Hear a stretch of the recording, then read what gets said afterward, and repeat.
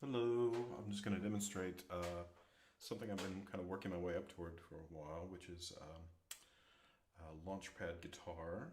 So I started out with the one on the right here, which is an original Launchpad. You can see the Ableton logo. And then eventually I migrated to a Launchpad Pro.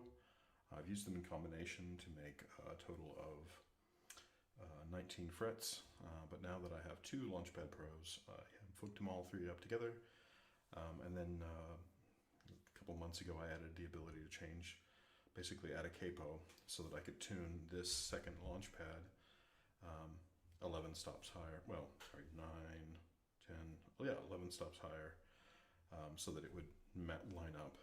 So now I have so this is the open fret here, and then I have another 28 notes, so I have a 28 fret guitar.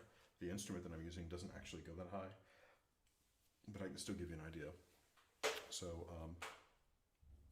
the idea is that this is the open tuning. I've got it hooked up to a sound font player that's got a recording of an acoustic guitar.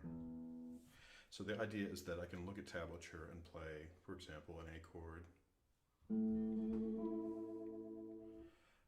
or a C chord,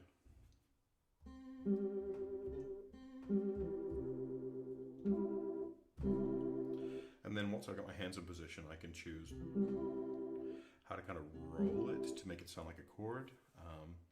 But the idea is that it's a layout that's designed for playing guitar tablature and also playing guitar chords.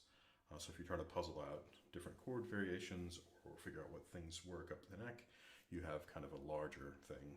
So I've used this with Rocksmith and a few other things. And the limitation has always been that they want you to learn to work high up the neck and then work your way down to get to the higher notes, because they want you to have an experience with that. And I always had to stop at first 9 and then 10 and then like 18 frets.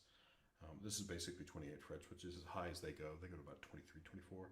So I may hook it up and try it with that, but for now I'm pretty pleased with it. I was playing with it with my son. He enjoyed it, and it's